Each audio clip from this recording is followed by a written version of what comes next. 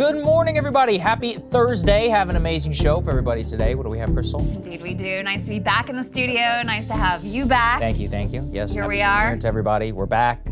We've survived the great snowpocalypse of 2025. So far, anyway. We are actually supposed to get a little more snow this weekend. But anyway, we are here and it feels nice to be here, and there's a lot to talk about. Obviously, we continue to have our eye on those horrific fires out west in LA. Already, 2 of the fires are the worst and the second worst, most devastating fires in the history of LA, some of the worst fires in all of California's history. So we're taking a look at that. We've got new horrific images from the ground, new political fallout. We'll cover all of it. Biden actually decided to give, I guess, a bit of an exit interview to USA Today. This is the only time, this is crazy, during his 4 years in office, the only time he sat down with a major newspaper, and it was pretty interesting what he had to say. So we'll break that down for you. We've got Democrats joining with Republicans on an immigration crackdown. What is in that bill, and what does it say about where our politics are right now? Jeff Stein is going to join. He had what turned out to be kind of a controversial scoop with regard to tariffs. People were mad at him. The Trump people pushed back on him, but we have a lot of trust in Jeff and his reporting. So we'll find out from him what his latest view is on how Trump is planning to implement this massive tariffs regime. Fox News is being accused of slipping Trump the town hall questions in advance for this Fox News town hall, you guys might remember, with Bret Baier and Martha McCallum. So we'll take a look at that. And Saagar has a big old monologue on the whole H-1B situation, which I personally am very much looking forward to. It was one of the stories that we really missed your voice on. Yes, thank you. I was desperate to weigh in, but you know how it is when you're on vacation, your wife doesn't want you to. So be it. That's true pain for anybody who's ever had to suffer it. I've done my best here to try and weigh in later on with as much as I can add. But let's get to Los Angeles in particular. Just heartbreaking, one of the best cities in the United States, and just horrible images coming out of it. Yeah, absolute insane, apocalyptic images coming out of LA right now. Before we jump into them, just to give you the overview, I know Ryan and Emily did a great job covering this yesterday, but a number of fires have broken out around LA. The largest one is the Palisades fire. The second largest one is the Eaton fire. There was another one that broke out yesterday in the famed Hollywood Hills area, causing further evacuations. So far, the numbers in the New York Times this morning say that they have burned more than 27,000 acres. That's equivalent to nearly 20,000 football fields. They have destroyed at least 2,000 structures. And as I said before, the 2 largest fires here, the Palisades, which is the worst, and the Eaton fire, which is the second worst, they are the first and second worst fires in the history of LA. Both of them are in the top 20 most destructive fires in the history of California, fed by massive drought situation, the worst drought that the southwestern United States has faced in some 1,200 years. So fuel that, and then you add to that the Santa Ana winds, and you have an absolute catastrophe on your hands. Let's go ahead and take a look at some of the latest horrific images that are coming out here. This is an aerial view that you can see of the Palisades area. This is, a very beautiful, very affluent area, which has now been burnt to an absolute crisp. You can see this is driving around that neighborhood, and sections of it, there's just nothing left.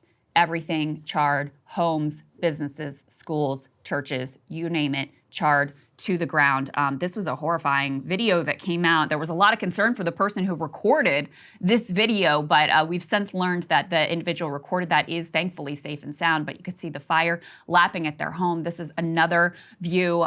This is, I believe, a former Starbucks that we saw there, a relatively famous Starbucks in LA. This is a school that is ablaze in the same area. And I think the last image we have is of this blood red sunrise, again, dystopian and apocalyptic. You can hardly, that looks fake, right? It doesn't even look real. So these are just some of the scenes of devastations that are coming out. And, there's the larger picture, which is, this climate change-fueled disaster.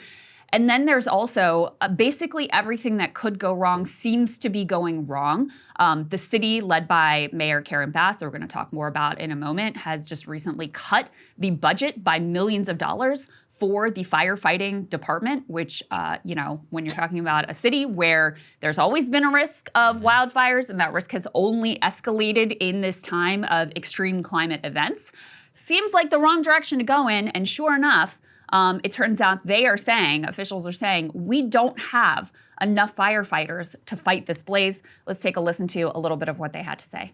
Thank you for the question. So I'll start at the end and work back. No, LA County and all 29 fire departments in our county are not prepared for this type of widespread disaster. There are not enough firefighters in LA County to address 4 separate fires of this magnitude. We were prepared. We did get state pre-position resources that came from Northern California that were up in the Santa Clarita Valley. We did hire additional firefighters from the LA County Fire Department and pre-position them in the Santa Monica Mountains. The LA County Fire Department was prepared for 1 or 2 major brush fires, but not 4, especially given these sustained winds and low humidities. Like our Director of Emergency Management said, this is not a normal red flag alert. And Saagar, one of the things that people have been focused on is, as I mentioned before, that fire department funding was just cut by $23 million in an era when obviously, the risks continue to escalate. And in addition to this, Mayor Karen Bass has been out of the country, was in Ghana.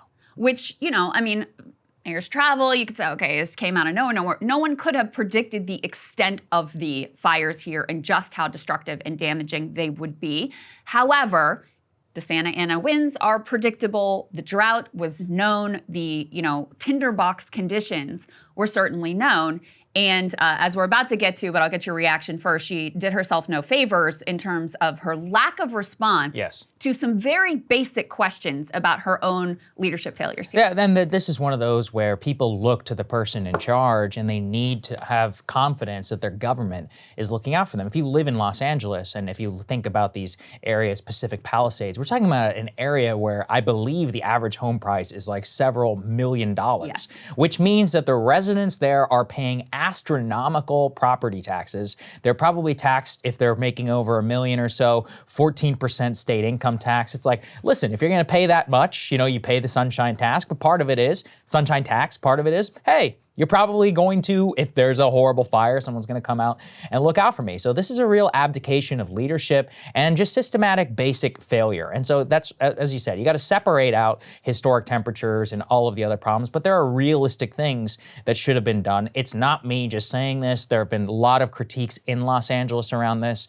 around the fire hydrants, the draining of reservoirs, the fact that there is no water, which we're going to get to, the cutting of the fire department, forest management. All of this, of course, is going to have to be scrutinized heavily afterwards. But for the mayor having approximately 5 days notice, from what I understand, of the Santa Ana winds and of the tinderbox conditions, it is just unforgivable to stay in Ghana, because really we're talking about vanity trips here. Like, we're not talking about visiting Tokyo or somewhere else where you do a significant amount of business. As the mayor or somebody of Los Angeles, I believe the purpose of the trip was just one of these like cultural exchanges, just from what I saw in my initial research. I think a new head of state was being sworn. Yeah, exactly. Yeah. And look, fine, all right, but let the U.S. ambassador handle it. The mayor of Los Angeles does not need to handle it. And so for her not to come back is a problem. And then the thing is that she delayed it up until like a very, very last moment that we saw for coming back, and since has now basically refused to answer any questions when she was confronted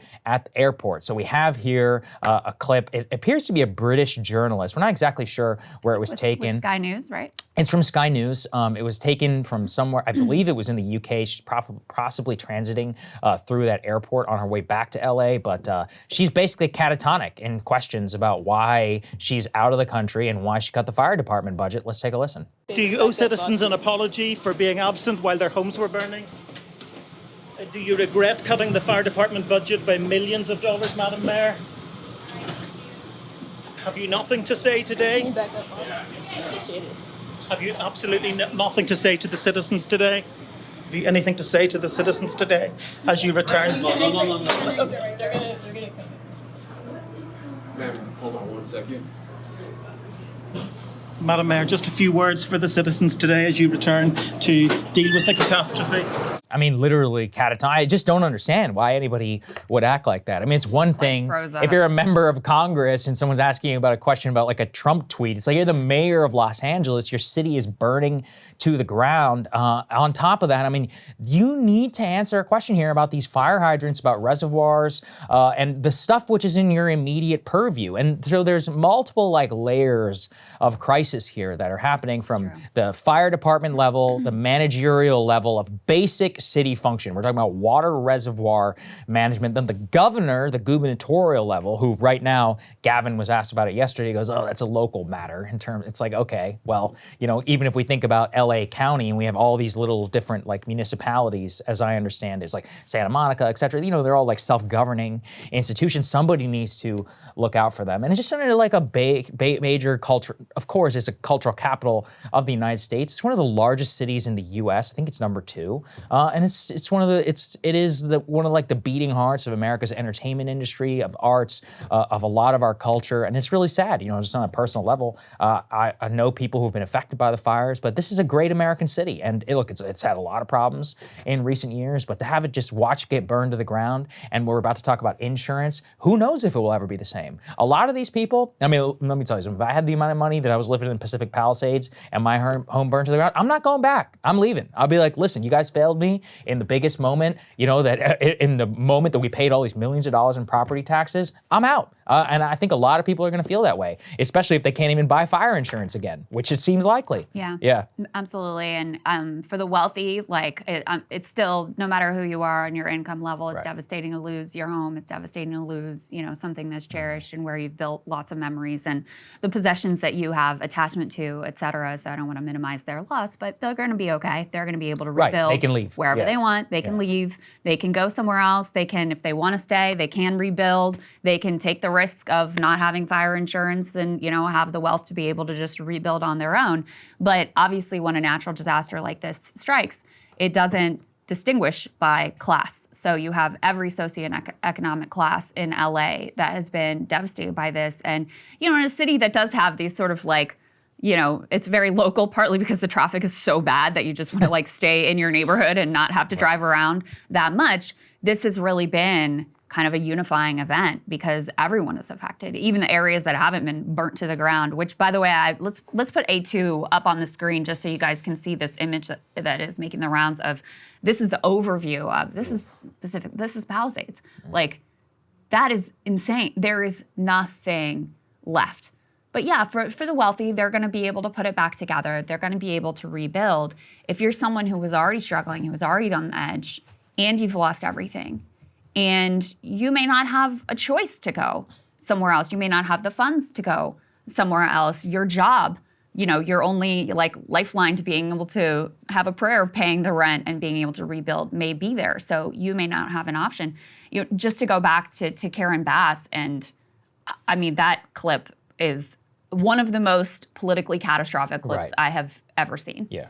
And to just freeze up, very obvious basic questions here. How hard would it be to say, as soon as I saw the fires break out, I did everything I could to get back as soon as I could, and you know, here's what we're doing, and here's our action plan, and we're going to make sure everybody's okay, and now's the time to come down, like whatever political, but like say something.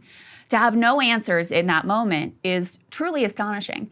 And what I would say is for Karen Bass and every mayor, every elected official around the country, you better get really good at mitigation. You better get really good at thinking about how your budget can be leveraged to try to protect people from these extreme climate events. Because, you know, these are the worst fires in LA history. We just saw, and again, fueled by a worst in 1,200-year drought.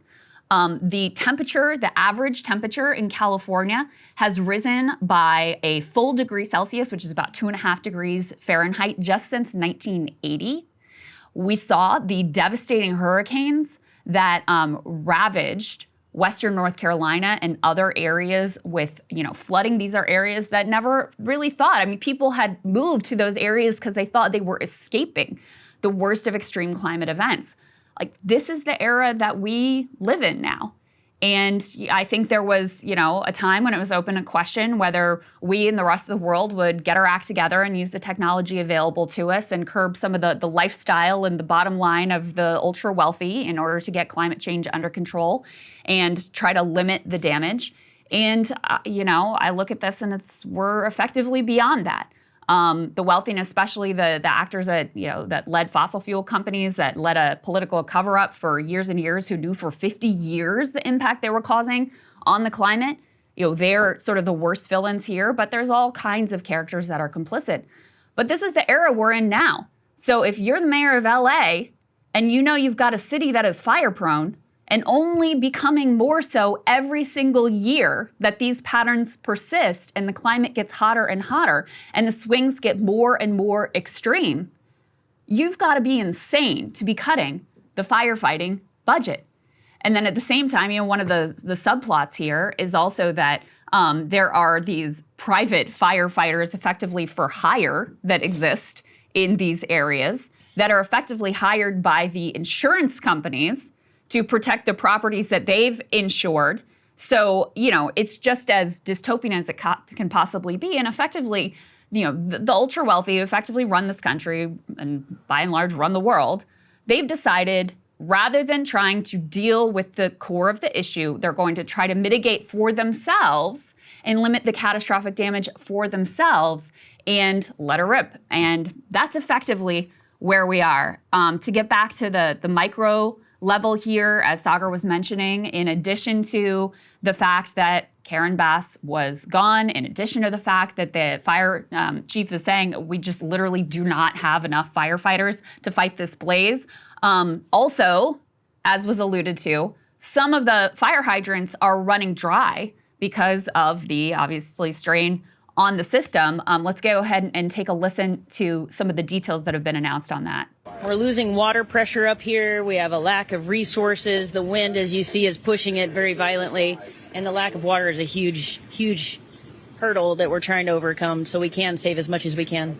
So lack of water, like no pressure in the neighborhood? All the hydrants have run dry. Oh, no. So what do you do now? So we send our water tenders or our engines down to shuttle water from further away, different hydrants that still have water. This is bad. It makes it challenging to do our job, but we're just up here trying to do the best we can for the citizens and the community. Hydrants running dry. Unbelievable. We have a tear sheet to this effect, too, from the LA Times that did some reporting on this. Crews battling the Palisades blaze face an additional burden. Scores of fire hydrants in that area had little to no water flowing out. The hydrants are down, said one firefighter in internal radio communications. Water supply just dropped. By 3 a.m. Wednesday, all water storage tanks in the Palisades area went dry, diminishing the flow of water from hydrants in higher elevations, according to the chief executive and chief engineer of the LA Department of Water and Power. That is the city's utility. So you've got hydrants running dry. At the same time, I'm sure you guys have seen, at times when they're battling these blazes, they'll use helicopters.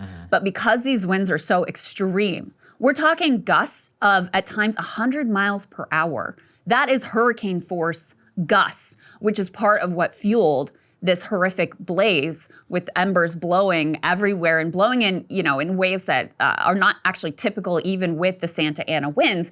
You can't fly a helicopter in 100 mile per hour gust situation. So my understanding, Saagar, is that they are able to use aircraft to help to battle the flames. Today, the winds have subsided somewhat. The forecast calls for them to pick back up into tomorrow and into the weekend. But, imagine being out there trying to battle this blaze and you just literally, there's no water to use. There's no water. In fact, the LA Council member, Tracy Park for Pacific Palisades, revealed that all three of the major reservoirs ran dry. So she said that they're the three large water tanks in the Pacific Palisades area with 1 million gallons each. The first ran dry at 4:45 p.m. Tuesday, the second 8:30 p.m., and the third was dry as of 3 a.m. on Wednesday. And by that time, the entire place had burned. As you said, there was extraordinary demand, but that's actually not an excuse, as I understand it, because there had been previous just major fights in the LA area about reservoirs and about water water management.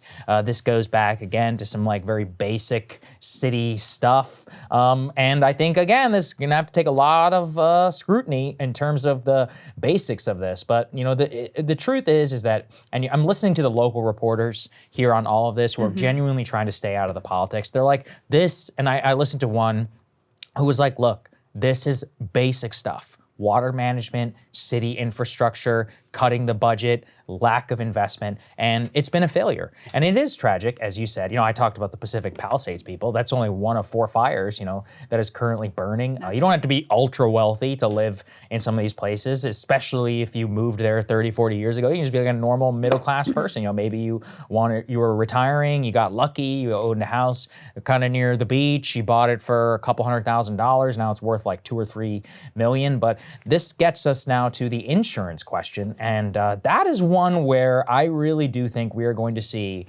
a total like rewrite of insurance law in the state of California. By the way, if you think the feds aren't going to bail them out, there's just no chance. They have to, basically at this point. And the insurance companies themselves were very much ahead of this one. Let's put A7, please, on the screen. You can see that these upscale, quote, West Side LA neighborhoods were hit hard by State Farm home insurance cancellations. This was just a few months ago. Thousands of Californians won't see their home insurance renewed by State Farm this summer. Homeowners in Los Angeles County with these West Side neighborhoods hit especially hard. A majority were, listen to this, neighborhoods in West Los Angeles, in the Santa Monica Mountains, including Bel Air, Pacific Palisades, and Woodland Hills, are going to lose their coverage. The State Farm move obviously affects some of the richest neighborhoods, but the reason for it was specifically fire, is that these insurance companies picked up on the fact that there was a significant problem with fire coverage in that area. Listen to this in Pacific Palisades. So just in April of 2024, 69% of the policyholders in the area will lose coverage. 70%, as of a few months ago, lost all of their coverage. I also believe that there are caps in the number of insurance for the payout that does not even come close to the actual value of the homes. It's complicated in terms of policy and all these others. Some people could self-insure or have different, but on average, it does seem like there will be. Think about this as well. We have a national home crisis right now. I mean, do you know how much wood, timber, and materials it will cost? So you can just see a total disaster. It's not as bad as the Maui situation, obviously, but you know, because it's on the mainland U.S., but even rebuilding this, it will take tens of billions of dollars. Federal infrastructure is going to rewrite home insurance. If you live in Florida and or California, I mean, good luck, because that's another thing with these insurance companies. There's been previous propositions and laws in California. They tried to cap insurance companies from raising premiums to make it basically unaffordable to have home insurance. And so they capped the number that they were allowed to have. You can change that if you want to, but then most people will probably just not buy it. Or, you know, you're going to have the state and the federal government step in here. This is a huge mess. It's a disaster. Yeah. Effectively, extreme weather events have broken the home insurance market. Like, State Farm is not going to insure, and no company is going to insure. Oh, after this, nobody's going to insure. When they see this, I mean, they looked and they saw this risk. They're like 1,200-year drought. You know, unbelievable conditions. It's only a matter of time. We're cutting this off. And, you know, if you're going to let the free market determine, then we're going to see more and more areas of the country, which this is already, we've covered this previously with regards to Florida and other parts of the country. This is already in effect. I mean, Florida has a total mess on their hands because of their susceptibility to hurricanes, the entire Gulf Coast. You know, Colorado is another area where the homeowners insurance market is really struggling. You know, oftentimes you can't get a mortgage if you can't get that homeowner's insurance. Not to mention, you know, even if you can, then the premiums are absolutely skyrocketing. So that is the reality we live in now. And so you're going to have increasing swaths of the country that are just uninsurable. And then there's a question as a society, do we want effectively, you know, the federal government, because the state governments won't really have the funds to be able to handle it, do we want, as a public, to subsidize this market and, insurance for people who are living in these areas? This is one of the sort of societal questions we have to ask at this point, because otherwise places like, and I think Ryan said a version of this on the show with Emily yesterday, places like the Pacific Palisades, you're going to have either people who can afford to just roll the dice, and if their property is burned to the ground and they have to rebuild, they've got the funds to be able to comfortably do that, and they're willing to live with that risk. Or people who can't afford to go anywhere else and are forced into the position of effectively having to roll the dice. So, that is the era we live in, and that is where we are right now. The last piece of this, just to give the backstory here, why Karen Bass was in Africa while all of this was breaking out. We could put this tear sheet up on the screen. This is what I was referencing before. This there we go. Why was Mayor Karen Bass in Africa during the LA fires? She was apparently there to celebrate the inauguration of the new Ghanaian president and would meet with the country's first female vice president. Wow. As well. During a press conference, her deputy chief of staff said she would be on the ground shortly. And, was never going to be great for her being out of the country for this, especially when there was some ability to predict that there could be a problem. Again, no one could have known the extent that this would be the worst fire in the history of LA, including loss of life, including thousands of structures that are completely destroyed. But there was a high risk. Maybe that was overcomable. Just from a political perspective, that clip of her stone-faced, no answers, I think is, like I said before, one of the most devastating political clips that I've ever seen. And every elected official around the country needs to be taking notes of what not to do, and they all need to get really smart about thinking about the risk to their area and what they can possibly do to mitigate it, because I think it's pretty clear at this point we're not getting our shit together to be able to actually deal with the underlying issue. And the challenge, like the impacts are already here. So even if we got serious tomorrow, the impacts have already arrived. I think that this should be a wake-up call to the governor or the mayor of every major city in America, especially in these places. This is an existential, actually, event, I think, for California. That may seem crazy to say, but look, California, New York, in particular, have a system which is heavily reliant on the ultra-wealthy,